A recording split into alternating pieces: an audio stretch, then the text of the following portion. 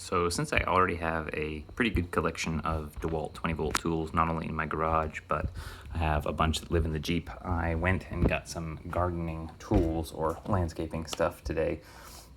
Two different tools that DeWalt came out with this year. I think the chainsaw is actually from last year, but it's a foldable string trimmer, which runs on the 20-volt max system. So it has a folding elbow right in the center, so you can kind of fold it up. The back clips into this hooded area here.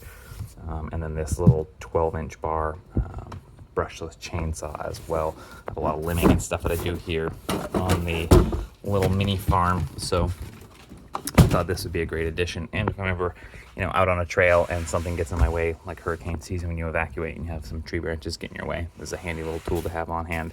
It's super, super lightweight. I haven't turned this thing on yet. I'll do a review of that once I've kind of given it its full run and see how well it works. But this thing is pretty awesome, I'm not gonna lie. It's a nice lightweight saw, 20-volt system, runs on all the different types of size of batteries that I have. The string trimmer actually came with a 5 amp hour battery as well.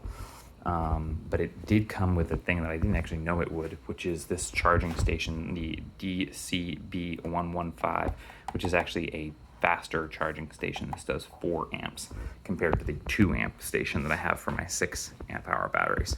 So I can charge twice as fast. But I just did the entire backyard with this string trimmer. As you can see, it's kind of soiled. It took me about 30 minutes, and this full 6 amp hour battery was only down by 1 bar. So I assume you could probably get about an hour and a half or so of runtime out of it. And I really don't even know the square footage of my backyard, 7,000 or 8,000 square feet with the included behind the gardens. I actually used it, specifically started for this bush hogging area here that I needed to kind of clean up behind the garden beds. As I've been doing some renovations here in the garden, I got rid of my compost pile that used to be 3 cinder blocks tall here, about 2 cubic yards. Have all this brush here, which is the reason for the chainsaw. I got to mill up all that, and every year I trim all the trees along the back of my lot on the front. I did just upgrade as well the water system to the garden.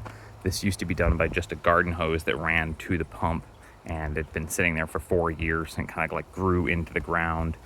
But the pump was just so high pressure that it kept popping the hoses, and I kept repairing them. But I decided to eventually just spend the $50 and run it all PVC underground, so that I have a valve at the end of it so I can reduce the pressure to each individual sprinkler. So I've got them set perfectly for the garden now.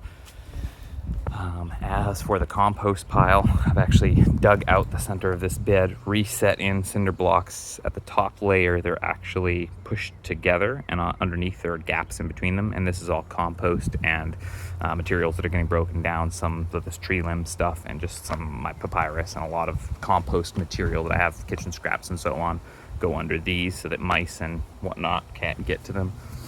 Direct sowed all these beds with peppers today, so the garden is up and ready. A little side note as you get the tour of what I just weed whacked. And then, so this whole area back here I just weed whacked instead of mowed. And obviously I missed some spots, but for the most part, did the whole thing in about 30 minutes. So I think hopefully this will allow me to get rid of my lawnmower and just run it off of solar powered DC batteries that I charge in my Jeep. But I would definitely say I like the string trimmer. It is awesome. I actually bought the string that goes with it at the Home Depot when I got it, and I didn't know this, but it actually comes pre-wound with string in it.